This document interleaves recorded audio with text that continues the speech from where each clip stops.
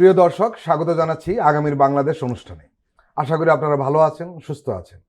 আজকে আমাদের সঙ্গে আলোচনায় অংশ নিচ্ছেন এম আবদুল্লাহ, ব্যবস্থাপনা পরিচালক, বাংলাদেশ সাংবাদিক কল্যাণ ট্রাস্ট। রয়েছেন রেজাউল করিম রনি, রাজনৈতিক বিশ্লেষক। আপনাদের দুজনকেই স্বাগত জানাচ্ছি। ত্রয়োদশ সংসদ নির্বাচন এবং গণভোট অনুষ্ঠিত হবে আগামী 12ই ফেব্রুয়ারি। সংসদ নির্বাচন নিয়ে অংশগ্রহণকারী রাজনৈতিক দলগুলি ইতিমধ্যে তৎপরতা শুরু করেছে। তবে তাদের মধ্যে নিষ্ক্রিয়তা দেখা দিচ্ছে গণভোট নিয়ে। বহুল প্রত্যাশিত যেটা রাষ্ট্র সংস্কার সম্পর্কিত এই গণভোট নিয়ে রাজনৈতিক দলগুলোর নীরবতায় সরকারও কিছুটা উদ্বিগ্ন। সরকার নিয়ে ভাবছে যে আসলে এরকম হচ্ছে কেন। এ কারণে জাতীয় নির্বাচন নিয়ে সরকার আশাবাদী হলেও তাদের কোনো কোনো উপদেষ্টার বক্তব্যে কিছুটা হতাশা প্রকাশ পেয়েছে এই গণভোটের বিষয়ে। আর আমরা দেখতে পাচ্ছি যে জামাত নেতৃত্বাধীন 11 দলীয় জোট গণভোট নিয়ে প্রচারে নামার ঘোষণা দিয়েছে গত দুদিন আগে মাত্র। অন্যরা নীরব। অন্তর্বর্তী সরকারের উপদেষ্টা মোহাম্মদ ফাউজুল কবির আজ দিনাজপুরে একটি অনুষ্ঠানে বলেছেন যে জুলাই গণঅভ্যুত্থানের মাধ্যমে বাংলাদেশ ফেসিবাদ মুক্ত হয়েছে। গণভোটে হাঁ জয়যুক্ত করা রাজনৈতিক দলগুলো সহ গণতন্ত্রকামী মানুষের পবিত্র দায়িত্ব। কিন্তু আমরা দেখছি গোটা নির্বাচনটাই আসলে আবর্তিত হচ্ছে সংসদ নির্বাচনকে সামনে রেখে। গণভোটের ব্যাপারে আসলে রাজনৈতিক দলগুলো ওরকম নয় এবং কেউ কেউ কিছুটা নীরবই। এই যে কিছুটা নীরব অথবা কোনো কোনো মহল থেকে কিন্তু ইতিমধ্যে নেগেটিভ প্রচারও হয়েছে বলে আমরা দেখেছি, যদিও সেটা কোনো রাজনৈতিক দলের কেন্দ্রীয় পর্যায়ে থেকে কিন্তু হয়নি এখন পর্যন্ত। এম আবদুল্লাহ, আপনি দীর্ঘদিন মাঠে ছিলেন সাংবাদিক হিসাবে। এর মানে যারা একবার মাঠে থাকে তাদের অভ্যাস হয়ে দাঁড়ায় যে মাঠের অবস্থাটা কি সেটা জানার চেষ্টা করে, এবং আমি জানি ব্যক্তিগতভাবে আপনার সেই প্রবণতা এখনো প্রবলভাবে রয়েছে। এই যে অবস্থাটা গণভোট নিয়ে তৈরি হয়েছে, গোটা বিষয়টিকে আপনি কিভাবে দেখছেন? আমাদের যে সামনে যে নির্বাচনটি, এই নির্বাচন বাংলাদেশে তো ভোট বলে কিছু ছিল না। এই যে 1400 বা প্রায় 1500 মানুষের আত্মদান, জীবনদান এবং প্রায় 30,000 মানুষের রক্তে আহত হওয়া, পঙ্গুত্ব বরণ, অঙ্গহানি, এগুলোর মধ্য দিয়ে আমরা আজকে যে ভোটের জন্য আমরা সামনে এগিয়ে যাচ্ছি। এবং আপনি যেমনটি বলছিলেন যে রাজনৈতিক দলগুলো সংসদ নির্বাচনের জন্য, এমপি হওয়ার জন্য বা সরকার গঠনের জন্য যতটা ব্যতিব্যস্ত ততটাই উদাসীন যে গণভোটের ব্যাপারে। তো এটা আমি মনে করি যে একটা দুঃখজনক বিষয়। নিঃসন্দেহে সরকারের যে হতাশার জায়গাটাও আমি মনে করি যথার্থ। কারণ এই জুলাই অভ্যুত্থানের মধ্য দিয়ে আমরা যে নতুন বাংলাদেশ, আমরা যে আজকে এখানে বসে কথা বলছি, আজকে যে মন খুলে প্রাণ খুলে দেশের নিয়ে ভাবনার কথা ব্যক্ত করতে পারছি জনগণের কাছে, এই সবই কিন্তু জুলাই অভ্যুত্থানের সেই ফলাফল এবং রক্তদানের মধ্য দিয়ে ঘটেছে। আর জুলাই অভ্যুত্থানের আকাঙ্ক্ষা কি আমাদেরকে, সেটা সর্বাগ্রে যদি আমরা বিবেচনায় না রাখি তাহলে এটা হবে এক ধরনের বিশ্বাসঘাতকতা। এই শহীদদের সাথে বিশ্বাসঘাতকতা, এত রক্তের সাথে বিশ্বাসঘাতকতা, এবং যারা এখনো দুঃখছে অঙ্গহানি হয়ে, চোখ হারিয়ে, দৃষ্টি হারিয়ে, এবং তাদের সাথে এক ধরনের উপহাস এবং বিশ্বাসঘাতকতার নিমক হারামি পর্যায়ে পড়বে।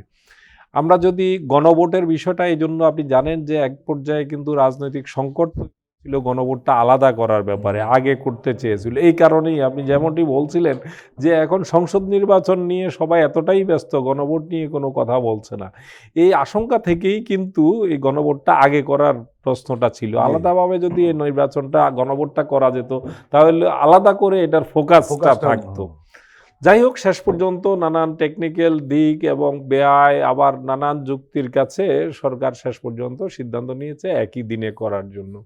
তো একই দিনে করার এই পরিস্থিতিতে যদি প্রধান প্রতিদ্বন্দ্বী রাজনৈতিক দলগুলো গণভোটকে হেয় করে দেখে, বা গণভোটকে যদি মূল নির্বাচনের চাইতে মনে করে যে সে গণভোটটা অগুরুত্বপূর্ণ, তাহলে আমি মনে করি তাদের জন্য এটা আত্মঘাতী হবে। এই কারণে এই দেশের মানুষের যে জন আকাঙ্ক্ষার জায়গাটি তৈরি হয়েছে জুলাই অভ্যুত্থানের মধ্য দিয়ে, তারা চায় পুরনো বাংলাদেশ আর চায় না, শেখ হাসিনার বাংলাদেশ চায় না, ফেসিবাদের বাংলাদেশ কিন্তু আর চায় না। কারণ আমরা দেখেছি যে কিভাবে একটা ফেসিবাদের শক্তির উত্থান হয়, ফেসিবাদী সরকার কিভাবে বাংলাদেশে ফর্মুলেট হয়, এটার পেছনে যে যে কারণগুলো আছে এগুলোর স্থায়ী সমাধান চায় বাংলাদেশের মানুষ। আমরা ভোটাধিকার হারিয়েছি, এত বেশি রক্তের মধ্য দিয়ে আমরা একটা ভোটাধিকার প্রয়োগের সামনে সুযোগ পেয়েছি, কিন্তু যদি ওই গণভোটে হ্যাঁ জয়যুক্ত না হয় তাহলে কিন্তু আবারও ভোটাধিকার হারানোর এখানে একটা আশঙ্কা প্রশ্ন থাকবে। কিন্তু এসছে আব্দুল, আপনি নিশ্চয়ই লক্ষ্য করেছেন যে গণভোট নিয়ে রাজনৈতিক দলগুলোর অবস্থান অনেকগুলো প্রশ্নের কিন্তু জন্ম দিয়েছে। গণভোট দলীয় প্রতিযোগিতার অংশ হয়ে যাচ্ছে কিনা, নীরবতা কি না ভোটের ইঙ্গিত, রাজনৈতিক দলগুলো নীরবতা কি ভবিষ্যতে না ভোটের দিকে ঝুঁকে পড়ার বার্তা দিচ্ছে, কি বলবেন? এতগুলি প্রশ্ন কিন্তু এসছে। না, এই প্রশ্নগুলো যথার্থভাবেই আসছে, কারণ আমরা যদি গত 2 মাসের রাজনৈতিক দলগুলোর অ্যাক্টিভিটিস দেখি, এখানে কোথাও গণভোট নাই। গণভোট নাই, তারা তাদের মনোনয়ন নিয়ে ব্যস্ত আছে। এর মাঝেও যারা বক্তব্য রাখার মধ্যে যে সংস্কারের বিষয়গুলো কিন্তু চাপা পড়ে গেছে, শুধু গণভোট না, সংস্কারের ইস্যুগুলো একেবারেই চাপা পড়ে। জুলাই সনদ বলে যে একটা বিষয় ছিল সেটা কিন্তু আলোচনায় গত 2 মাসের যদি আমরা রাজনীতি দেখি তাহলে সেটা নাই। এটা অত্যন্ত দুর্ভাগ্যজনক আমি মনে করি। এবং যে প্রশ্নগুলো আপনি উত্থাপন করলেন, এই প্রশ্নগুলোর সমাধান একটাই, যে রাজনৈতিক দল গণভোটে হায়ের পক্ষে থাকবে, জনগণ তার পক্ষে থাকবে। এইটা যদি, এই বার্তাটা যদি পরিষ্কার করা যায়, এবং ইতিমধ্যে সেটা কোনো রাজনৈতিক দল কিন্তু সেই স্ট্যান্ডার্ড কৌশলটা নেওয়ার চেষ্টা করছে, এবং এখানে যে পিছিয়ে পড়বে তারাই কিন্তু ক্ষতিগ্রস্ত হবে, আলটিমেটলি ক্ষতিগ্রস্ত হবে। কারণ এখানে যে সংস্কারগুলো, মৌলিক সংস্কারগুলোর জায়গায় এসছে, সেটা আপনি জানেন যে প্রধানতভাবে আমাদের বেশ কিছু মৌলিক সংস্কারের জায়গার কথা যদি আমরা বলি, মূলত দ্বিকক্ষ বিশিষ্ট সংসদের প্রশ্ন এসছে। সেখানে উচ্চকক্ষের অনুমোদন ছাড়া যা খুশি তা যা। এটা কেন করা হয়েছে? এটা করা হয়েছে ওই যে তত্ত্বাবধায়ক সরকার ব্যবস্থা যে বাতিল করে দিল এক কলমের খোঁজায়, এই কারণেই, যাতে চাইলেই একটা রাজনৈতিক সরকার, তত্ত্বাবধায়ক সরকার এরকম একটি ব্যবস্থাকে নিজেদের গদি পাকাপোক্ত করার জন্য উড়িয়ে দিতে না পারে। সেই জন্যই কিন্তু দ্বিকক্ষ বিশিষ্ট পার্লামেন্টের কথা বলা হয়েছে, উচ্চকক্ষের সংখ্যাগরিষ্ঠের অনুমোদন ছাড়া যাতে এ ধরনের কিছু করতে না পারে। তত্ত্বাবধায়ক ব্যবস্থাটা, নির্বাচন কমিশন, উচ্চ আদালত কিভাবে, প্রধান বিচারপতি কিভাবে নিয়োগ পাবেন, এই বিষয়গুলোর জন্য জুলাই সনদে যে ফর্মুলাটা দেওয়া হয়েছে তার পক্ষে গণভোটের রায় চাওয়া হয়েছে। এছাড়া আমাদের প্রাতিষ্ঠানিক যে সংকটগুলো আছে, সাংবিধানিক প্রতিষ্ঠানগুলোর যে সংকট আছে, দুদক থেকে শুরু করে, নির্বাচন কমিশন থেকে শুরু করে, মানবাধিকার কমিশন থেকে, এই জায়গাগুলোতে নিয়োগ প্রক্রিয়া নিয়েই আমাদের কিন্তু সংকটের উদ্ভব হয়। এগুলোরই মূলত একটা সংস্কার করার ম্যান্ডেট চাইছে গণভোটের মাধ্যমে।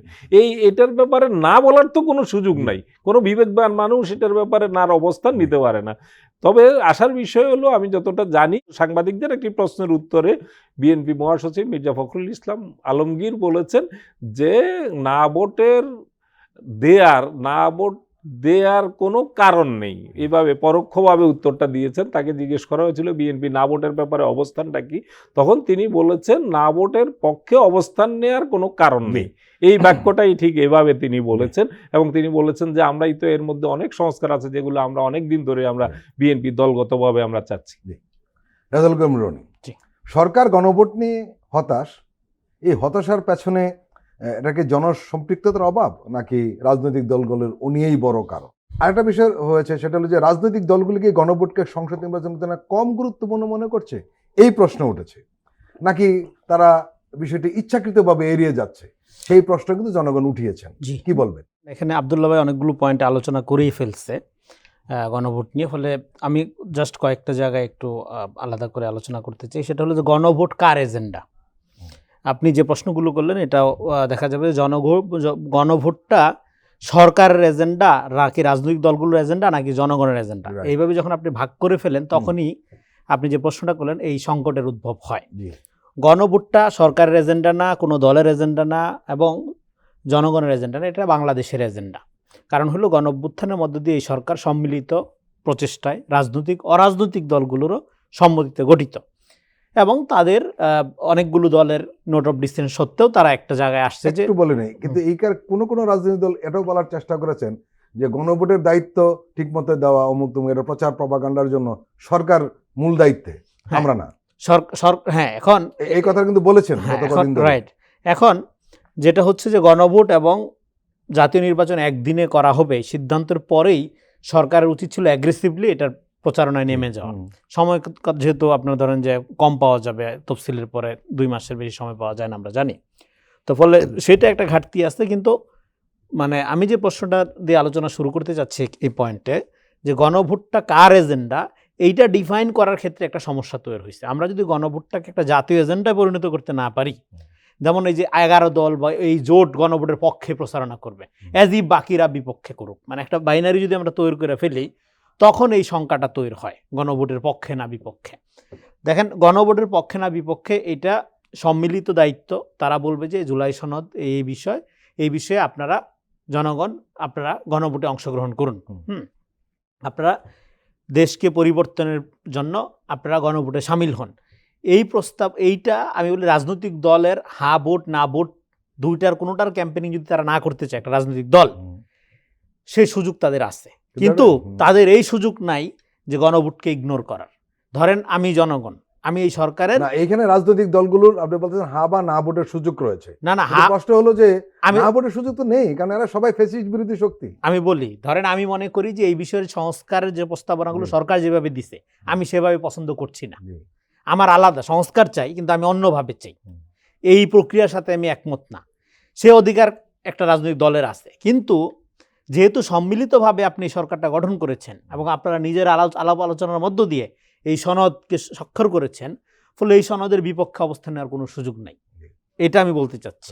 কিন্তু ইন্ডিভিজুয়াল ব্যক্তি আকারে আমার সুযোগ আছে, কারণ আমি নাগরিক, আমি এই সংস্কারকে অপছন্দ করতেই পারি, সেই সুযোগ এই জন্য না ভোট রাখা হয়েছে। কিন্তু রাজনৈতিক দলগুলোর ক্ষেত্রে সেই সুযোগ নাই, আপনি যেই দলই হন, এটা আমি বলতে চাচ্ছি। কারণ হলো আপনারা তো সম্মিলিতভাবে এটা এগ্রি কইরা অঙ্গীকারবদ্ধ, বরং জনগণ যদি না ভোটও দেয়, আপনারা যদি রাজনৈতিক দলগুলো মিলে জনগণ সবসময় সঠিক সিদ্ধান্ত নেয় এটা বলা যাবে না, নিলে তাহলে হাসিনা এই 15 বছর এইভাবে থাকতো না। জনগণ তো সিদ্ধান্ত নিতে পারে না হাসিনার ব্যাপারে, ভোট ছিল। হ্যাঁ, তার মানে গণতন্ত্রকে অনেক সময় যেটা করতে হয় যে জনগণের জন্য সহজবুদ্ধ করে নানাভাবে এটা প্রেজেন্ট করতে হয়। তো সেক্ষেত্রে সবগুলো দলের এটা দায়িত্বের মধ্যে পড়বে যে তারা গণভোটের ব্যাপারে জনগণকে অ্যাওয়ারনেস করা। এটা শুধুমাত্র সরকারের একার এজেন্ডা যখন হবে, তখন সরকারের সাথে সংশ্লিষ্ট যে কর্তৃপক্ষগুলো এবং সরকারকে যেই দলগুলো একটু বেশি পছন্দ করে, অন্যরা একটু কম পছন্দ করে দূরত্বের কারণে হয়তো, হ্যাঁ, পরবর্তী সময়ে, তখন এইটার একটা আপনার যে ডিভিশন বা একটা আপনার বাইনারি বা একটা বিপরীতমুখী অবস্থান তৈরি হয়ে যাইতে পারে। কিন্তু সেটার কোনো সুযোগ যে প্রক্রিয়ায় গণভোটের ব্যবস্থাপনাটা করা হয়েছে রাজনৈতিক দলগুলোর জন্য কোনো সুযোগ রাখা হয় নাই। এটা হলো 1 নাম্বার। 2 নাম্বার হইল, এই গণভোটের মধ্য দিয়ে ধরেন হা বা না যেটাই জয়যুক্ত হোক, বাংলাদেশের যে পুনর্গঠন লাগবে, বাংলাদেশের সংস্কার ছাড়া যে আগামী দিনে রাষ্ট্র চলবে না, এই বিষয়ে মোটামুটি আপনার ধরেন যে কিশোর থেকে শুরু করে কোনো সময় শিশুদেরও, যে শিশুরা একটু বেশি স্মার্ট, অনেক বেশি, তাদেরও এটা কাণ্ডজ্ঞান আছে যে সংস্কার ছাড়া বা পুনর্গঠন ছাড়া, আমি সংস্কার কথাটা বলতে চাই না, আমাদের দরকার একটা সার্বিক পুনর্গঠন, এইটা ছাড়া দেশ চলবে না। সেই সার্বিক পুনর্গঠনের যে সম্মিলিত উদ্যোগ, যেখানে মোটামুটি সম্মতি আছে, নোট অফ ডিসেন্ট থাকুক, এটা সমস্যা না, সেটাকে পাশ কাটাই এবং আরও বেশি দরকার। এখানে যে আপনার 84টা, সেই 84টা তো খুবই কম, কারণ আপনার একটা রাষ্ট্রযন্ত্রের যে টোটাল প্রক্রিয়া যদি আপনি দেখেন, আরো অনেক বেশি জিনিস করা দরকার আমাদের পুনর্গঠনের জন্য। সেখানে ন্যূনতম এইটা না করার তো কোনো কারণ নাই। এবং এটা করার বাইরেও সেই দলগুলোকে তার আগামী দিনের রাজনীতিকে সাস্টেনেবল করার জন্য, আগামী দিনের জেনজি নির্ভর বাংলাদেশ, যেটা জেনজির আকাঙ্ক্ষা নির্ভর যে বাংলাদেশ, সেই বাংলাদেশ করার জন্য দলগুলোর ভেতরে তার রাজনৈতিক স্ট্রাকচারকে পুরাপুরি পুনর্গঠনমুখী করে ফেলতে হবে। এইগুলি বাদেও, এই 84টা হা না যাই হোক, এগুলোর বাদেও গোটা রাজনৈতিক প্রক্রিয়ার পুনর্গঠন ছাড়া আগামী দিনে বাংলাদেশে যে কেউ সরকার চালাইতে পারবে না। আব্দুল্লাহ, যেটা আপনি বলছিলেন সেটা সরকারও বলতেছিল যে ক্ষমতা কেন্দ্রীভূত না রেখে ভারসাম্য আনতেই আসলে এই সংস্কারের দরকার। আপনি জানেন যে গতকাল প্রধান উপদেষ্টার বিশেষ সহকারী অধ্যাপক আলী রিয়াজ একটি অনুষ্ঠানে বলেছেন যে ভবিষ্যতে যারা এই দেশ পরিচালনা করবেন তারা যেন আর কখনো ফ্যাসিস্ট হয়ে উঠতে না পারেন, তা নিশ্চিত করতে এবারে গণভোট। যারা দেশ চালান বিদ্যমান ত্রুটিপূর্ণ সাংবিধানিক ও রাষ্ট্রীয় কাঠামোর জন্য তারা ফেসিবাদী হয়ে ওঠার সুযোগ পান। আসন্ন গণভোটে হাঁ ভোটকে জয়ী করে তাদের এই ফেসিবাদী হয়ে ওঠার পথ বন্ধ করতে হবে। প্রধান উপদেষ্টার একজন বিশেষ সহকারী ঐক্যমত্য, যেটা মনির হায়দার, উনি ওই অনুষ্ঠানে ছিলেন, তিনিও বলেছেন যদি গণভোটের মাধ্যমে আমরা কাঙ্ক্ষিত সংস্কার করতে পারি, তাহলে আগামী প্রজন্মের জন্য একটা নিরাপদ, সুন্দর ও গণতান্ত্রিক বাংলাদেশ গড়ার পথ সুগম হবে। অন্যথায় দেশ আবার 5ই আগস্টের আগের অবস্থায় ফিরে যাবে। দুজনের বক্তব্য কিন্তু খুব অ্যালার্মিং, যে সংস্কার না হলে বা গণভোট হার পক্ষে ভোট না দিলে কি হবে। আব্দুল্লাহ, গণভোট কি আসলে এই যে বিষয়গুলো নিয়ে হচ্ছে, সেটি কি প্রচলিত রাজনৈতিক সংস্কৃতির জন্য একটা চ্যালেঞ্জ মনে হচ্ছে তাদের কাছে? তারা কি এই ধরনের চ্যালেঞ্জ মনে করছে? আমি আগেই কথাগুলো অনেকখানি বলেছি যে দেখেন, আমরা তো এক ধরনের রাজনীতিতে অভ্যস্ত হয়ে গেছি। যেমন গণভোটের একটি জায়গায় আছে, মানে তৃতীয় যে প্রশ্নটি আছে বা তৃতীয় যে প্রস্তাবনা আছে, সেখানে মোট 34টির একসঙ্গে করে সেখানে অনেকগুলো উল্লেখ করা হয়েছে। এর মধ্যে বিচার বিভাগের স্বাধীনতার কথা বলা হয়েছে, প্রধানমন্ত্রীর ক্ষমতার মেয়াদ সীমিতকরণের কথা বলা হয়েছে। এই জাতীয় যে বিষয়গুলো আছে, এগুলো কিন্তু এমনি যারা এই মুহূর্তে যারা বাংলাদেশের রাজনীতির প্রতিদ্বন্দ্বী রাজনৈতিক দল, এরা কিন্তু মুখে মুখে এগুলা কিন্তু বিভিন্ন সময়ে কিন্তু মেনে নিয়েছে, বলেছে এবং প্রতিশ্রুতিবদ্ধ হয়েছে এবং এগুলার ব্যাপারে অঙ্গীকারও বিভিন্ন সময়ে করেছে।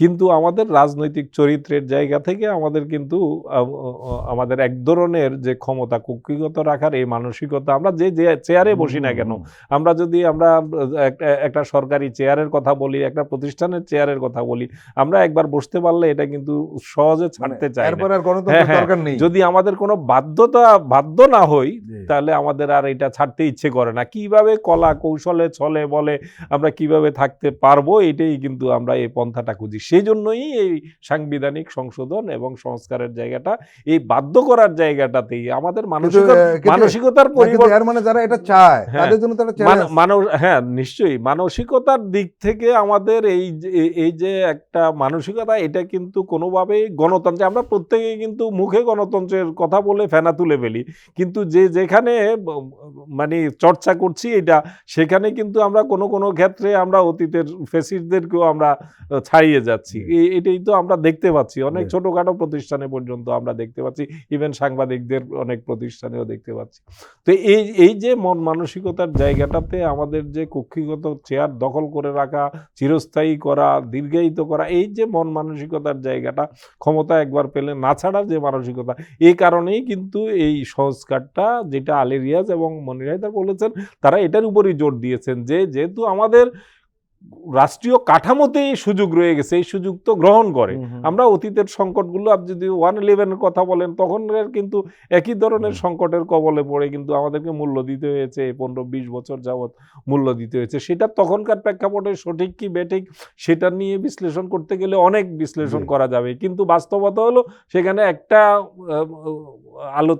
মানে একটা জায়গায় আটকে গিয়েছিল বিচারপতি KM হাসানকে কেন্দ্র করে। তো সেটা যারা বুদ্ধি দিয়ে করিয়েছে, তারা কিন্তু কি জন্য করিয়েছে, কোন মতলবে করিয়েছে, সেটা কোনো প্রয়োজন, তেমন কোনো প্রয়োজনও ছিল না। আবার যখন পরবর্তীতে যে প্রধান উপদেষ্টা কি ইয়াজউদ্দিন হবেন নাকি অন্য একজন হবেন, তখন কিন্তু বিকল্প যে প্রস্তাবটা দেয়া হয়েছিল, সেই প্রস্তাবটা কিন্তু অনেক ভালো ছিল। সেটা যদি মানতো, তাহলে কিন্তু এই সংকটটা ইয়াজউদ্দিনকে উপদেষ্টা না করে অন্য যে প্রস্তাবটা ছিল সেটা যদি মানা হতো, তাহলে কিন্তু সেই 111-এর উদ্ভব হয় না। তখন খেলোয়াড়রা কিন্তু সেটা মানতে দেয় নাই, নানানভাবে বিভ্রান্ত করে সেটা কিন্তু মানতে দেয় নাই। তো এই জায়গাগুলো, এই ধরনের স্কোপগুলো যখন থাকে, তখনই কিন্তু সংকটের গর্তে আমাদেরকে ঢোকার একটা পথ তৈরি হয়, এবং সেই থেকে বাঁচানোর জন্যই আমাদের এই গণভোটের যে ব্যবস্থাটা। এখন আপনি আসেন যে গণভোটে কেন না করবে। গণভোটে কিন্তু ওই জায়গায় বলা আছে যে যেই সব প্রস্তাবনার ব্যাপারে জুলাই সনদে ঐকমত্য হয়েছে, সেটার ব্যাপারে এখানে স্পেসিফিক উল্লেখ আছে এই 4 দফার মধ্যে। তো তাহলে আপনি তো ঐকমত্যে যেটাতে পৌঁছেছেন সেটার ব্যাপারেই হ্যাঁ চাচ্ছে, তাহলে আপনি এখানে না করার কেউ এখানে খুবই গুরুত্বপূর্ণ পয়েন্ট, ঐকমত্য। গণভোটটা কেন হচ্ছে? গণভোটটা কিন্তু রাজনৈতিক দলগুলো গণভোটের পক্ষে না বিপক্ষে কিছু আসা যায় না, শুধু জনগণের ভোটটা নেওয়ার কথা বলা যায়। রাজনৈতিক আপনি যেই ক্ষমতা ধরেন, আমি সরি আব্দুল ভাই পরে বললেন, আপনি ধরেন ক্ষমতায় যাচ্ছেন, জাতীয় নির্বাচনে জয়লাভ করে আপনি গণভোটের বিরুদ্ধে, কিন্তু জনগণ গণভোট দিচ্ছে বা জনগণ দেয়ও নাই, কিন্তু আপনি তো অঙ্গীকার করে ফেলছেন আগেই অঙ্গীকার জি, করা জুলাই সনদ, জি। ফলে আপনার স্কোপ নাই, জি আপনি বাধ্য। আমি বিশেষ করে 3 নম্বরটা একটু হুবহু পড়ে শুনাইলে জি, জি। আমার মনে হয় একটু জি, জি। সুবিধা হবে। 3 নম্বর যে গণভোটের প্রস্তাবনা আছে সেখানে আছে সংসদে নারী প্রতিনিধিত্ব বৃদ্ধি। এই ব্যাপারে কিন্তু কারো কোনো দ্বিমত আপত্তি নাই। হ্যাঁ। বিরোধী দল থেকে ডেপুটি স্পিকার এবং সংসদীয় কমিটির সভাপতি নির্বাচন, এটার ব্যাপারে কিন্তু একমত হয়ে আসছেন আপনি। তারপরে প্রধানমন্ত্রীর মেয়াদ সীমিতকরণ, এই জায়গাটাতে একটু ডিসপিউট ছিল, কিন্তু সেটাও। সেখানে কিন্তু বলা হচ্ছে, আগে বলা হয়েছিল যে 2 মেয়াদের বেশি থাকবে না, এখানে সেটা উল্লেখ না করে বলেছে সীমিতকরণ। এটা টেকনিক্যাল শব্দ ব্যবহার জি, করা জি। হয়েছে, তার মানে হচ্ছে আপনাকে একটা ফ্লেক্সিবল জায়গায় কিন্তু রেখে দেওয়া হয়েছে। তারপরে রাষ্ট্রপতির ক্ষমতা বৃদ্ধি, এটার ব্যাপারে কিন্তু কেউ দ্বিমত করেন নাই তখন। তারপরে মৌলিক অধিকার সম্প্রসারণ, এটার ব্যাপারে আপনি কি করে দ্বিমত করবেন? আপনি বিচার বিভাগের স্বাধীনতা, এটার ব্যাপারে আপনি দ্বিমত করার কোনো সুযোগ আছে? স্থানীয় সরকার সহ বিভিন্ন বিষয়ে মোট 30টি প্রস্তাবে, এই 3 নম্বরের মধ্যেই 30টি প্রস্তাবের ব্যাপারে মতামত, প্রধান প্রস্তাব হচ্ছে জি, জি, এগুলা। জি। এবং এগুলোর ব্যাপারে সেখানে বলা হয়েছে শেষ দিকে যে জুলাই জাতীয় সনদে রাজনৈতিক দলগুলোর ঐকমত্য হয়েছে যে 30টি প্রস্তাবে সেগুলো বাস্তবায়নে আগামী নির্বাচনে বিজয়ী দলগুলো বাধ্য থাকবে। এটার একটা তাহলে আপনি এখানে আপনার দ্বিমত করার সুযোগ বা নাই। এখান থেকে সুযোগ আপনাকে মানে তো আপনি তো বলে না, আগেই একমত আপনি হয়েছেন। যেটা একমত হয়েছেন সেটাতেই কিন্তু আপনাকে জি। সেটা। এবং অন্য প্রস্তাবগুলো সর্বশেষ যে 4 নম্বর, সেটা হলো জুলাই সনদে বর্ণিত সংস্কার রাজনৈতিক দলগুলো প্রতিশ্রুতি অনুসারে বাস্তবায়ন করা হবে। এটা সামগ্রিকভাবে যেটা চেয়েছে। আর আগের দুইটা তো আমি আগেই বলেছি, 1 নম্বর আর 2 নম্বর আগেই বলেছি যে প্রধানত তত্ত্বাবধায়ক সরকার, নির্বাচন কমিশন, অন্যান্য সাংবিধানিক প্রতিষ্ঠান কি প্রক্রিয়ায় গঠিত হবে, এটার ব্যাপারে যেভাবে একমত হয়েছে সেটার ব্যাপারে চাওয়া হয়েছে। আর একটা হলো আগামী সংসদ হবে 2 কক্ষ বিশিষ্ট, জাতীয় সংসদ নির্বাচনে দলগুলো প্রাপ্ত ভোটের অনুপাতে 100 জন সদস্য বিশিষ্ট একটি উচ্চকক্ষ গঠিত হবে এবং সংবিধান সংশোধন করতে হলে উচ্চকক্ষের সংখ্যাগরিষ্ঠ সদস্যের অনুমোদন লাগবে। তো এখানে আপনি দ্বিমত করার সুযোগটা কোথায়? না ভোটের প্রশ্ন আসছে কেন? সেটাই। কিন্তু দেখা যাচ্ছে মাঠ পর্যায়ে কিছু নেতাকর্মী, বৃহৎ দলের রাজনৈতিক মাঠ পর্যায়ের কিছু বিভ্রান্ত নেতাকর্মী, আমি বলবো বিভ্রান্ত নেতাকর্মী, তাদেরকে দেখা যাচ্ছে যে কিছু আমরা ভিডিও দেখতে পাচ্ছি যে তারা বিভ্রান্ত হয়ে তারা এইভাবে মোটিভেট করার চেষ্টা করছে পাবলিককে যে যদি না ভোট দেয়া মানি এলো আপনি বিএনপির পক্ষে থাকা, না ভোট দেয়া মানি আপনি আওয়ামী লীগকে বলছে যে না ভোট দিলে আওয়ামী লীগ ফিরে আসার পথ তৈরি হবে। এখন এই ধরনের বিভ্রান্ত নেতাকর্মীদের যদি থামানো না যায় তাহলে কিন্তু আলটিমেটলি সেই দলটি কিন্তু ক্ষতিগ্রস্ত হবে। এটা দ্রুতই তাদের এই ব্যাপারে সঠিক নির্দেশনা মাঠ পর্যায়ে দেওয়া উচিত আমি মনে করি। প্রিয় দর্শক, আমরা এখন একটি বিরতি নিচ্ছি, আপনারা আমাদের সঙ্গেই থাকুন।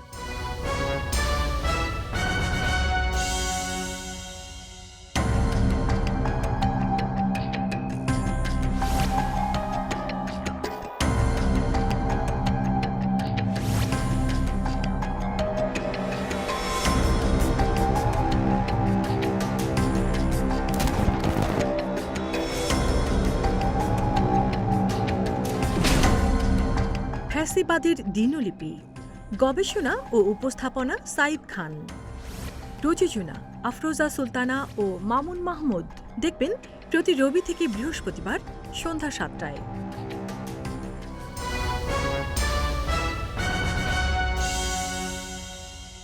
আবারও স্বাগত আগামীর বাংলাদেশ অনুষ্ঠানে। আজকে আমাদের সঙ্গে আলোচনায় অংশ নিচ্ছেন রাজল করিম রনি, রাজনৈতিক বিশ্লেষক, রয়েছেন এম আবদুল্লাহ, ব্যবস্থাপনা পরিচালক, বাংলাদেশ সাংবাদিক কল্যাণ ট্রাস্ট।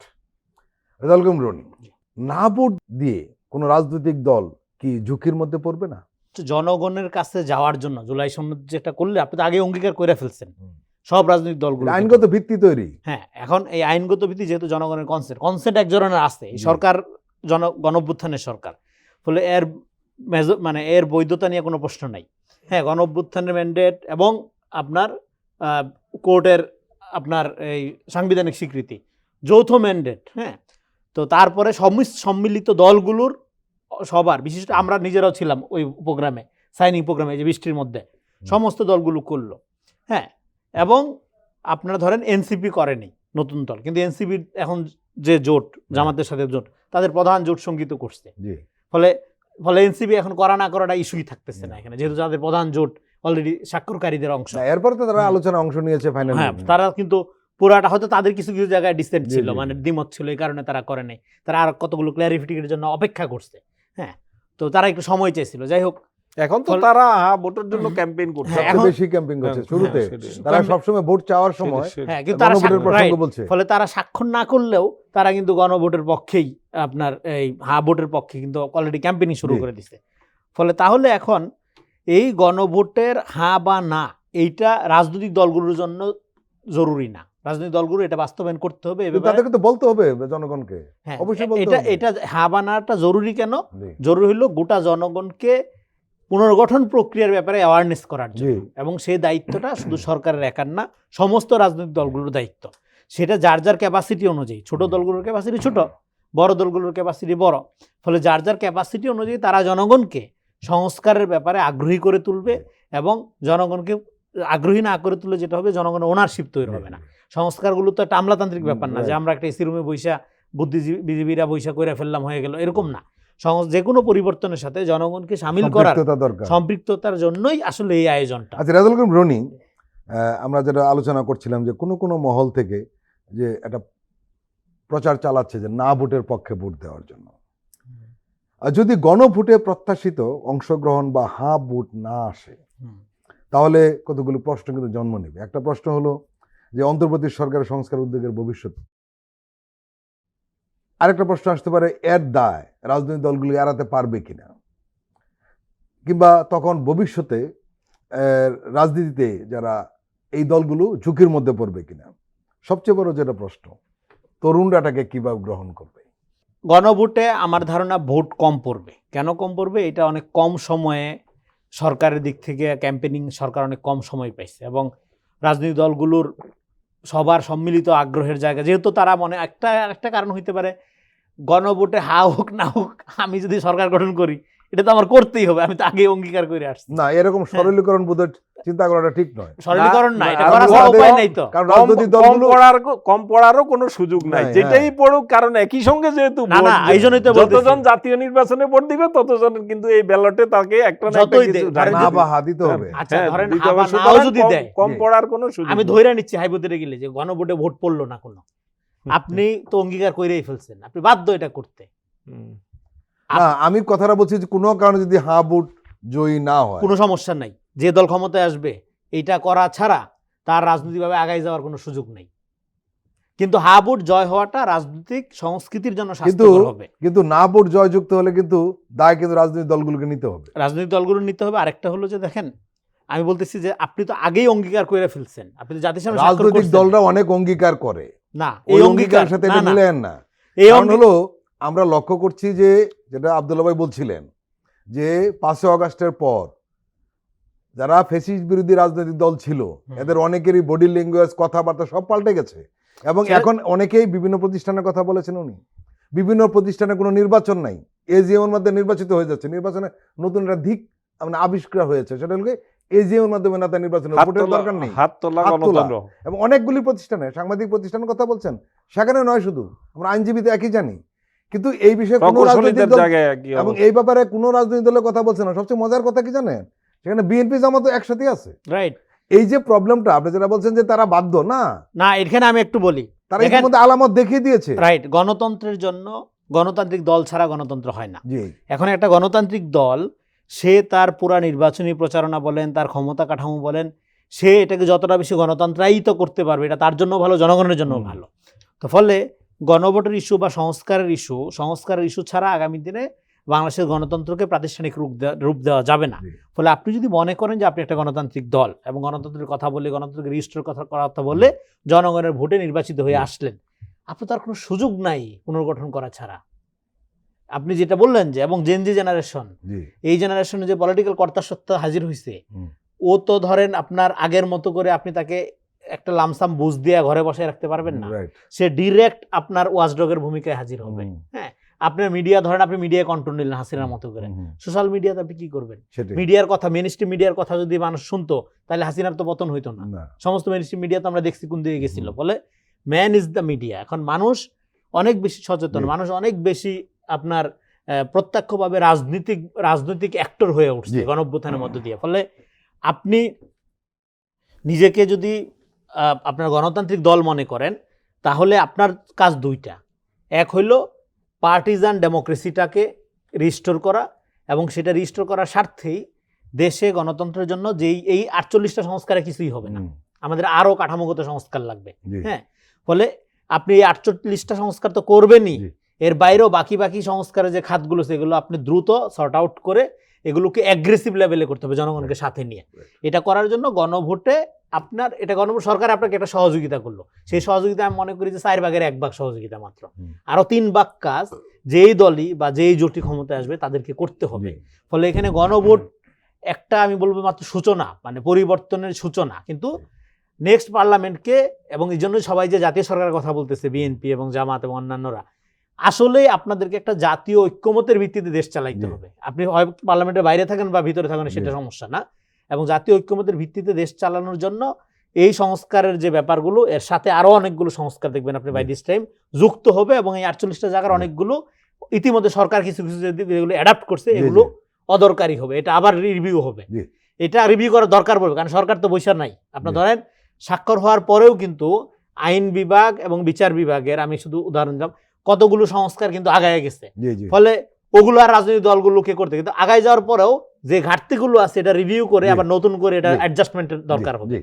এম আব্দুল্লাহ, কোন রাজনৈতিক বিশ্লেষক এরকম আশঙ্কা প্রকাশ করেছেন কোনো কারণে যদি হ্যাঁ ভোট জয়যুক্ত না হয় তাহলে নির্বাচনের দিনই তরুণরা মাঠে নামতে পারে।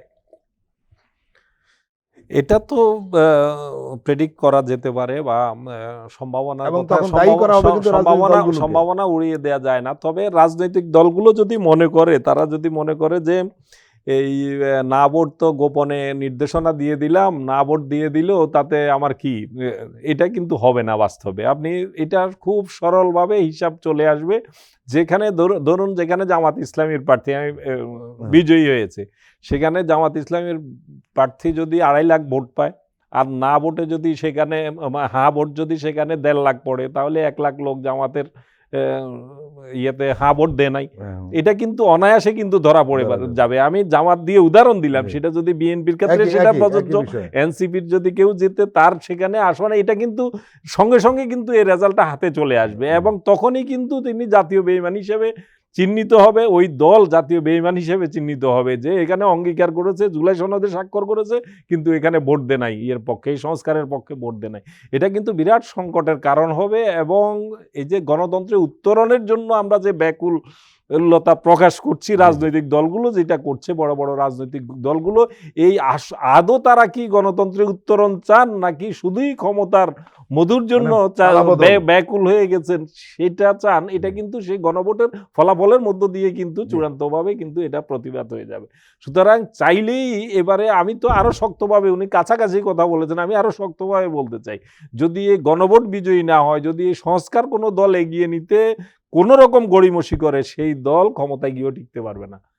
সোজা কথা, ক্ষমতায় গিয়ে টিকতে পারবে না। এই নতুন বাংলাদেশ সেই বাংলাদেশ যেখানে এখন কিভাবে বুক চিতিয়ে মানে গুলি বরণ করতে হয়, বুক পেতে নিতে হয়, সেটা যেহেতু এই তরুণরা শিখে গেছে, রক্ত দিতে যেহেতু শিখে গেছে, এবং মানুষের মধ্যে আপনি দেখবেন আগের মতো সেই ভয় ভীতি, এখন পুলিশের মানে নাকের সামনে আঙ্গুল নিয়ে কথা বলছে তরুণরা। হ্যাঁ, এবং রাজনৈতিক দলগুলো প্রতিনিয়ত কিন্তু ট্রায়ালের মুখে পড়তেছে, যেখানেই ভুল করছে সঙ্গে সঙ্গে কিন্তু তাদেরকে সারেন্ডার করতে হচ্ছে। আপনি মির্জা ফখরুলকে যেটা প্রশ্ন করার পরে তিনি যে এটা না ভোটের দিকে যাওয়ার, না ভোট দেওয়ার কোনো কারণ নেই, এই কথাটা বলছেন, কিন্তু এটা একটা পালস, এটা যে আপনি সামাজিক যোগাযোগ মাধ্যমে এটা নিয়ে তুমুল আলোচনা হচ্ছে যে বিএনপি কি চায় গণভোটের ব্যাপারে। এই আলোচনার কারণেই তাকে বলতে হয়েছে যে না ভোটের পক্ষে যাওয়ার বা না ভোট দেওয়ার কোনো কারণ নেই। আমি বিশ্বাস করি বিএনপি নেতৃত্ব তার মাঠ পর্যায়ে দ্রুতই তারা তাদের এই নির্দেশনাটা দেবেন, তা না হলে তাদের জন্য মূল যে নির্বাচন, জাতীয় নির্বাচন, এখানে অত্যন্ত নেতিবাচক প্রভাব পড়ার আশঙ্কা আছে। এরা নিশ্চয়ই আমাদের চাইতে তারা রাজনীতি করেন, আমাদের চাইতে তারা কম বুঝেন না। তারা যদি দ্রুতই এ ব্যাপারে একেবারে গ্রাসরুট লেভেল পর্যন্ত এই নির্দেশনাটা না দেন যে কেউ কোনো না ভোট, এখানে গণভোটের প্রশ্নে কেউ না ভোট দেওয়ার কথা চিন্তাও করবে না, এবং হ্যাঁ ভোটের পক্ষে ক্যাম্পেইন করতে হবে, এই নির্দেশনা যদি না দেন, তাহলে তাদের মূল নির্বাচনের জায়গাটা তো যারাই এটা করবে, কারণ এখন সোশ্যাল মিডিয়ার জগৎ, মুহূর্তে গ্রামের একটা, যেটা আপনি একটা ওয়ার্ড পর্যায়ের যেটা ভাইরাল হয়েছে যে ভিডিওটা, যে আওয়ামী লীগের নেতাকর্মীদের উদ্দেশ্যে বলছে যে আপনারা না ভোট দেওয়া মানে আপনাদের আওয়ামী লীগ ফেরার পথ হওয়া, না ভোট দেওয়া মানে এই হওয়া, এইগুলা বলছেন এবং একদম একেবারে ওয়ার্ড বা তারও নিচের লেভেলের, কিন্তু সেটা ভাইরাল হয়ে এখন সে জাতীয়ভাবে পরিচিত হয়ে গেছে। সুতরাং এই যুগে এসে কোনো চল চাতুরি কলা কৌশল করে কিন্তু খুব বেশি সুবিধা করা যাবে না। আমি বিশ্বাস করি বিএনপির যে নতুন নেত্রী তারেক রহমানকে, আমি তার ফেরার পরে তার সাথে দেখা হয়েছে, একদিন প্রায় দীর্ঘক্ষণ কথা হয়েছে, বা অন্যভাবে তাকে যেভাবে দেখছি, তিনি খুব দ্রুতই বাস্তবতা উপলব্ধি করে পজিটিভ রেসপন্স করছেন, এটা দেখতে পাচ্ছি। এটা একটা আশার বিষয়। তো এই গণভোটের ব্যাপারেও তার পক্ষ থেকে সরাসরি, তার পক্ষে মির্জা ফখরুল বা অন্যরা তো বলছে, কিন্তু তার চাইতে ইম্প্যাক্ট হবে তারেক রহমানের পক্ষ থেকে সরাসরি, তার পক্ষ থেকে একদম গ্রাসরুট পর্যন্ত যদি এই নির্দেশনাটা না যায়, যত দেরি করবে তত এতে করে আমি মনে করি ক্ষতির কারণ হবে। কারণ তার প্রতিপক্ষরা কিন্তু এটাকেই কিন্তু খুব বড় করে তাদের বিএনপির পক্ষে অস্ত্র হিসেবে ব্যবহার করবে, যে এরা আসলে ক্ষমতায় আসলে সংস্কার করবে না। এই দেখেন তারা সনদে সই করেছে কিন্তু এখন না ভোটের পক্ষে ক্যাম্পেইন করছে। তো এটা তাদের স্বার্থেই, জাতীয় নির্বাচনে তাদের পক্ষে ম্যান্ডেট নেওয়ার স্বার্থেই তাদের দ্রুতই আমি মনে করি এই হা ভোটের পক্ষে ক্যাম্পেইনে তাদেরই নেওয়া উচিত। আমরা একটা অন্য প্রসঙ্গে আসি, তরুণদের বিষয় নিয়ে আমরা আলোচনা করছিলাম যে তরুণরা আসলে মানবে না এই ধরনের বিষয়। আপনারা দেখেছেন যে একের পর এক ডাকসু, জাকসু, রাকসু, চাকসু ও যোগসুতে শিবির সমর্থিত প্যানেলের বিজয়। আপনি কি এটাকে বিচ্ছিন্ন ঘটনা বলবেন নাকি সংগঠিত রাজনৈতিক ট্রেন্ড হিসাবে দেখছেন? অনেকে বলছেন সাধারণ শিক্ষার্থীদের মধ্যে প্রতিষ্ঠিত ছাত্র সংগঠনগুলোর বিরুদ্ধে ক্ষোভ কাজ করছে, আসলে কি? এইগুলো এখানে কয়েকটা কারণ আছে। এক নম্বর কারণ হলো যারা প্রতিদ্বন্দ্বী দল তারা অনেক নবীন মানে তারা একটা ছাত্র সংসদ নির্বাচনের জন্য প্রস্তুতি নেওয়ার যথেষ্ট সুযোগ পায় নাই। ছাত্রদের সাথে সাংগঠনিকভাবে যোগাযোগ গড়ে তোলার যে উদ্যোগ সেটা নিতে তারা অনেক দেরি করছে নির্বাচনের 1 মাস 2 মাস আগে। এর একটা কারণ হলো তারা জানে না কে ভিপি হবে, কে প্রার্থী হবে। তারপরে হলো এই দলগুলোর পরাজয়ের অন্যতম প্রধান কারণ হলো সিন্ডিকেট মানে হলো ধরেন যে লোকটা দীর্ঘদিন যাবত ধরেন ক্যাম্পাসে কাজ করছে, হ্যাঁ, ইন্ডিভিজুয়ালি, কিন্তু আপনি নমিনেশন দেওয়ার ক্ষেত্রে দেখা যাচ্ছে যে অমুক সিন্ডিকেটের একজনকে আপনি ভিপি প্রার্থী বা জিএস প্রার্থী করে দিচ্ছেন। ফলে যে দীর্ঘদিন যাবত কাজ করলো তার অনুসারে ইনঅ্যাক্টিভ হয়ে গেল। তখন তারা একটা নিরপেক্ষ বা অন্য দলকে একটা রিঅ্যাকশনারি, তার ভোটটা সে, এর মানে আপনি বলতে চাচ্ছেন যে যারা পরাজিত হচ্ছে তাদের সাংগঠনিক একটা সংকট রয়েছে? সাংগঠনিক সংকট বিরাট, এটা সব জায়গায় দেখা গেছে। এটা আমি নিজে আমি কথা বলেও দেখছি যে, কারণ ধরেন আপনি এখন একটা উদাহরণ দিই, ধরেন খাদিজাতুল কুবরা, উনি ইন্ডিভিজুয়ালি নির্যাতিত, কারাবরণ করছে, আমরা তখন প্রতিবাদ করছি, কথা বলছি, আমরা জানি। তো কিন্তু সেখানে জিএস প্রার্থী যার হওয়ার কথা, যে পরিচিত, সে যে আশা করছিল যে ধরেন ছাত্রদল সমর্থিত প্যানেল থেকে সে জিএস হবে, হুট করে তাকে আপনি সরাই দিয়ে আপনি তাকে আইনা বসাইলেন। হ্যাঁ, তাকে কি কারণে? ছাত্রদলের কোনো কর্মীও না, হ্যাঁ, ছাত্রদলের কর্মী না, তাকে বসানোর আগে তাকে দলে জয়েন করাইলেন। হ্যাঁ, এখন দলে আপনি অ্যাডক ভিত্তিতে হঠাৎ করে দলে যাকে জয়েন করাইলেন, একটা পোস্ট দিলেন ধরেন দলে, কিন্তু দীর্ঘদিন যে কর্মী, যে ওই পোস্ট ধরেন যাওয়ার আশা করতেছিল যে 5 জন, তারা তো ইনঅ্যাক্টিভ হইলই। যার ওইখানে ওই জায়গায় প্রার্থী হওয়ার কথা সেও ইনঅ্যাক্টিভ হইল, ফলে তার ভোট তো অর্ধেক হবেই। হ্যাঁ, ফলে এখানে সিন্ডিকেট এবং হইলো আপনার প্রপার নেতৃত্বকে বিকশিত করতে না দেওয়ার যে আপনার ট্রেন্ড, হ্যাঁ, বড় দল, তথাকথিত বড় দল হওয়ার যে আপনার অসুবিধা এবং সুবিধা, তার একটা প্রভাব আছে। এটা হলো 2 নম্বর। আর 3 নাম্বার হইলো ধরেন গণ অভ্যুত্থানের পরে ফিলেন্থ্রপিক রাজনীতি আর হইলো ট্রেডিশনাল পলিটিক্যাল পার্টিগুলোর রাজনীতি, এটার মধ্যে একটা পার্থক্য আছে। ফিলেন্থ্রপিক রাজনীতি মানুষ পছন্দ করে, ধরেন বিড়ালের খাঁচা বানায় দেওয়া একটা বিশাল কাজ, হ্যাঁ, অথচ মানুষ মরে পড়ে রয়েছে, খবর নেই।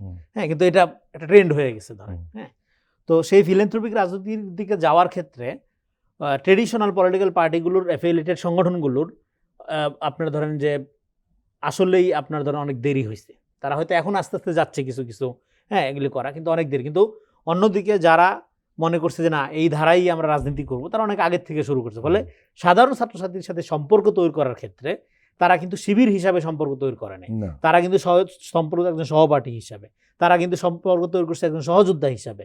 ফলে এখানে নট নেসেসারি আবার শিবির সাংগঠনিকভাবে একটা সুসংগঠিত অর্গানাইজেশন হওয়ার কারণে সাংগঠনিক সুবিধা এবং ব্যক্তি হিসাবে সেবাদানকারী একজন ব্যক্তি, মানবিক একজন মানুষ হিসাবে, দুইটার কম্বিনেশন হিসাবে তার ভোট টানাটা অনেক বেশি সহজ হয়েছে।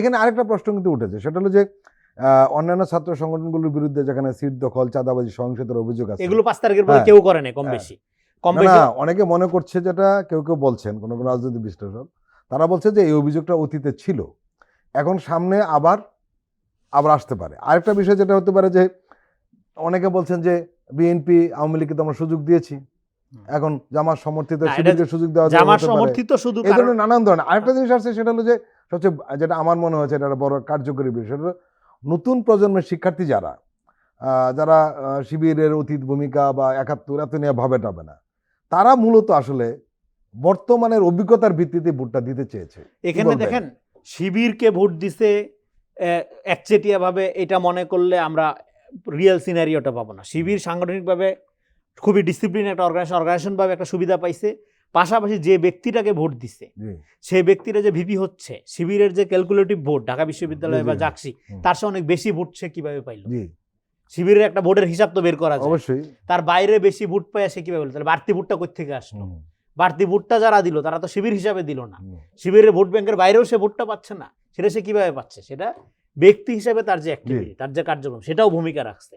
সে এইরকম 3-4টা কারণ, আপনার মূল কারণ। কিন্তু এর বাইরে আমাদের ধরেন এটা যেটা দেখতে হবে, আরেকটা হলো যে এই ধরনের ইউনিভার্সিটির ভোটারগুলো খুব হোমোজেনাস হয়, একই টাইপের ভোটার হয়, সেখানে কনসেপ্ট ম্যানুফ্যাকচারিং খুবই সহজ। ম্যানুফ্যাকচারিং মানে আমি বলতেছি এটা অন্যায় না, যে আপনি একটা হাইপ তুলতে পারেন, আপনি খুব দ্রুত একজনকে হিরো বানাইতে পারেন এবং তার পক্ষে মতামতটা নিয়ে যেতে পারেন। কারণ যেহেতু একটা ক্যাম্পাসের বেশিরভাগ আপনার ছেলেমেয়েরা একই টাইপের কালচারাল টিউনিংয়ের মধ্যে থাকে, জি, জি। হ্যাঁ, ফলে এই যে নতুন প্রজন্মের যে কথাটা বললেন, নতুন প্রজন্মের মধ্যে আপনি শিবির হিসাবে কোথাও কোনো ক্যাম্পাসে হাইপ তোলা হয়েছে এটা আমরা দেখিনি। হাইপ তোলা হয়েছে কি? জুলাই গণ অভ্যুত্থান, হুম, হুম। নতুন বন্দোবস্ত, হ্যাঁ, এবং নিরাপত্তা, philanthropy, নিরাপত্তাটা একটা বড় ফ্যাক্টর। ক্যাম্পাসে আপনার আগের মতো না করা, হ্যাঁ, সেখানে শিবিরের রাজনীতির কোনো কিছু কিন্তু আমরা দেখিনি। আমরা দেখি একটা সার্বিক আপনার একটা কল্যাণমুখী রাজনীতির একটা প্রস্তাবনা আমরা দেখেছি। মানে শিবিরের গঠনতন্ত্র এবং এই রাজনীতির মধ্যে একটা পার্থক্য আছে, সেটা আমি বলতেছি। বলে এই যে রাজনীতির আপনার এইটাকে আপনি বলতে পারেন যে একটা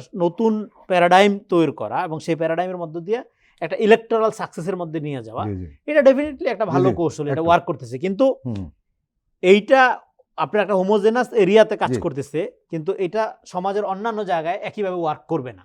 জি। একটা বিষয় সেটা হলো, উনি একটা কথা বলছেন যে সমাজের অন্যান্য অংশে ওয়ার্ক করবে না, এর মানে কি যারা ওখানে ভোট দিয়েছে এরা সমাজের বাইরের লোক? না, একইভাবে ওয়ার্ক করবে না। এই একটা প্রশ্ন উঠেছে। প্রথম কথা হলো এই বিশ্ববিদ্যালয় ডাকসু থেকে শুরু করে জকসু পর্যন্ত সবগুলো নির্বাচনই আমি পর্যবেক্ষণ করে ডাকসু এবং জাকসুর পরে আমি একটা বিশ্লেষণও লিখেছি। জি, এই জি। ক্ষেত্রেও আমার বিশ্লেষণ প্রায় একই রকম, যে প্রথমত কথা হচ্ছে যে এই যে তরুণ প্রজন্মের এরা খুবই সেনসিটিভ প্রজন্ম। তারা কাছে থেকে যাদেরকে দেখেছে যে একটা সংগঠনের নেতৃত্বে একটা পক্ষ আছে, তারা খুব বিনয়ী, তারা খুব মেধাবী।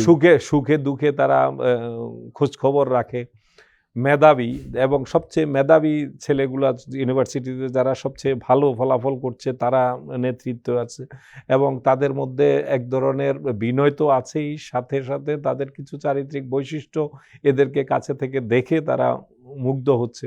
অন্যদিকে যেটা উনি বলছেন, অনেকগুলো পয়েন্ট উনিও বলে ফেলেছেন, সেদিকে আমি আর রিপিট করতে চাচ্ছি। অন্যদিকে যেটা আছে ট্র্যাডিশনাল পলিটিক্স, যে সদর্পে চলা, কাউকে নির্বাচন ছাড়া কাউকে তেমন একটা পাত্তা না দেয়া, এবং ক্ষমতার এক ধরনের বড়াই এবং সে ধরনের শো অফ করা।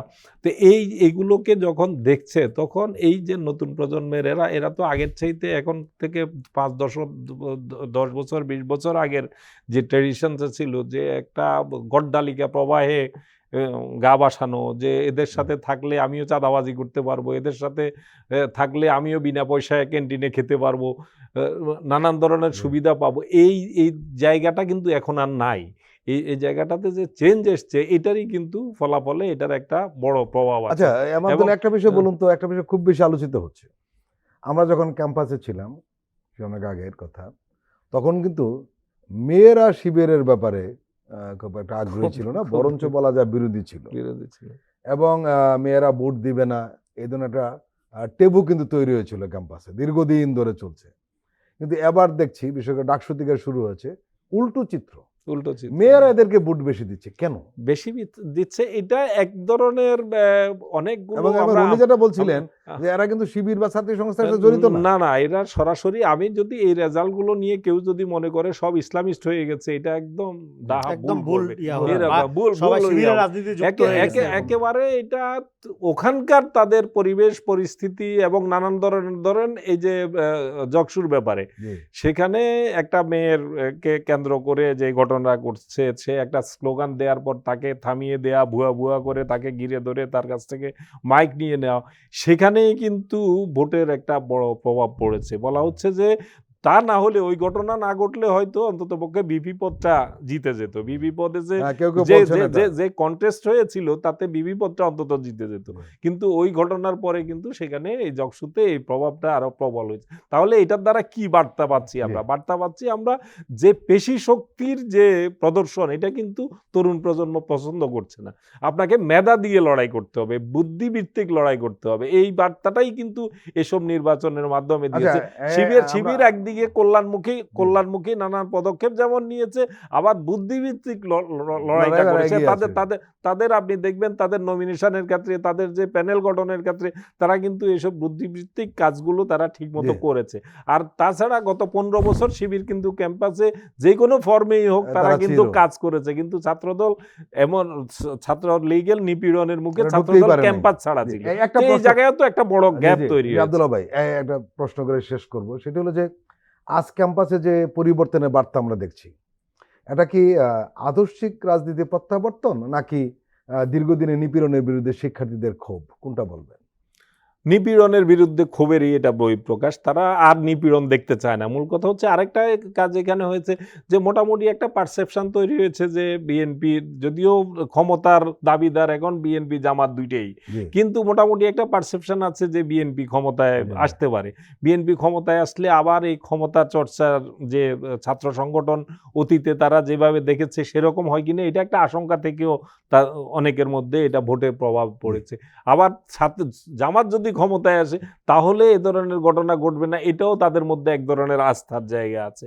এই সব কিছু মিলিয়ে আমার মনে হয় যে রাজনীতির এই পরিবর্তনের বার্তাটা ছাত্রদল এবং বিএনপি যত দ্রুত গ্রহণ করতে পারবে, এই যে পরিবর্তন মনস্তত্ত্বে, তরুণদের মনস্তত্ত্বে যে পরিবর্তনের জায়গাটা, এটা যত তাড়াতাড়ি তারা গ্রহণ করে সেই অনুযায়ী নিজেদেরকে মেধাবী নেতৃত্বের জায়গাটা যতক্ষণ নিশ্চিত করতে পারবে এবং চলনে বলনে যদি বিনয়ের জায়গাটা, এই জায়গাগুলো যত তাড়াতাড়ি তারা সেখানে শিক্ষার্থীদের সামনে তুলে ধরতে পারবে, তখনই তারা, আমি মনে করি যে তারা ফিরতে পারবে এবং পরবর্তী নির্বাচনের জন্য 1 বছর পরেই তো নির্বাচন, এখনই তাদের উচিত যে তাদের কি কি কারণে, হ্যাঁ সত্যিকার অর্থে কি কারণে তাদের এই ব্যর্থতা, যদি সঠিকটা যদি না করে ওই এদিক ওদিক ডানে বাঁয়ে নানান কথা বলে যদি নিজেদেরকে আত্মপ্রবোধ দিতে চায়, তাহলে কিন্তু এটা ভবিষ্যতে আরো অন্য ধরনের রেজাল্টই হবে। কিন্তু তাদেরকে বাস্তবতাটা উপলব্ধি করতে হবে মূলত। এম আব্দুল্লাহ এবং রেজাউল করিম রনি, আপনারা দুজনে আমাদের দীর্ঘ সময় দিলেন, আপনাদেরকে আন্তরিক ধন্যবাদ। প্রিয় দর্শক, আজকের অনুষ্ঠান আমরা এখানে শেষ করছি। আপনারা ভালো থাকবেন, সুস্থ থাকবেন। আল্লাহ হাফেজ।